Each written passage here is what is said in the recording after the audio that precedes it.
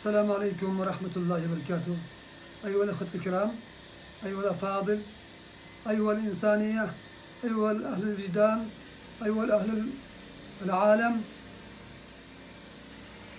أيها الأحباب، وأنا أخاطب إلى العالم قبل خطابي إلى الإسلام، إلى أهل الإسلام. وأنا أخوكم إمام ابن عابد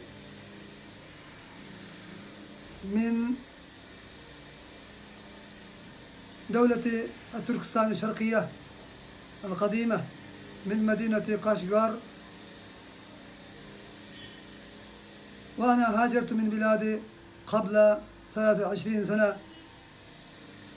لأسباب مختلفة. الأولى عندما استشعرت وأنا في صغير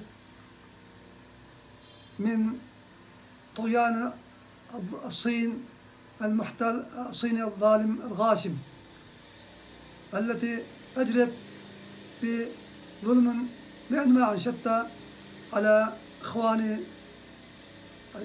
التركستانيين الأيغوريين في بلادي. وهاجرت أنا من بلدي عام 1995 بهذا السبب. وأنا منذ هجرتي ذلك اليوم ما استطعت أن أعود إلى بلدي، خوفا على نفسي وعلى ديني. وما رأيت أبي وأمي وإخوة أخواتي منذ ذلك اليوم. أبي اسمه عابد هشر، أمي اسمها مريم ماموت، وأنا 7 أولاد وأنا أكبرهم، وعندي 3 أخوات و3 إخوة. وأخواتي اسمهن عائشة وخير النساء وريها النساء. وإخوتي اسمهم محمد عبد الله، عبد الحكيم، عبد النبي. وهؤلاء كلهم ما رأيت منذ ذلك اليوم 23 سنة، ولكن كنت أن أتصل إليهم بالهواتف بالاتصال. ولكن منذ 7 سنوات، يعني 2012 يعني، ما استطعت أن أتواصل معهم ولا بالتليفون ولا بأي شيء. في أواخر الأخبار سمعت على أن أمي وإخوة أخواتي كلهم في سجون الصينيين الظالم الغاشم، ولا أدري هل هم حي أم ميت. وكذلك خالي اسمها عبد المجيد ماموت وزوجه، كلاهما في السجن، وحكم عليهم 15 سنة بسبب ابنه حاج أكبر مجد، كان يدرس في القاهرة في مصر. بعد مغادرته حكم عليه 6 سنوات بسبب تعلم دينهم. الشاهد، كل إخوتي وأخواتي وأقربائي وأمي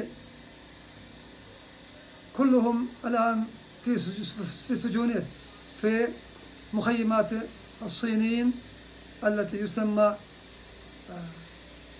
تنظيف الفكر، تنظيف الفكر عنهم من الإسلام. لذلك أنا أخاطب إلى العالم، لأهل الوجدان، لأهل الإنسانية، أن تساعدني في هذا المجال. إذا كنتم أنتم إنسانيا حقيقيا، إذا كنتم أنتم أهل الوجدان حقيقيا، ولا أتكلم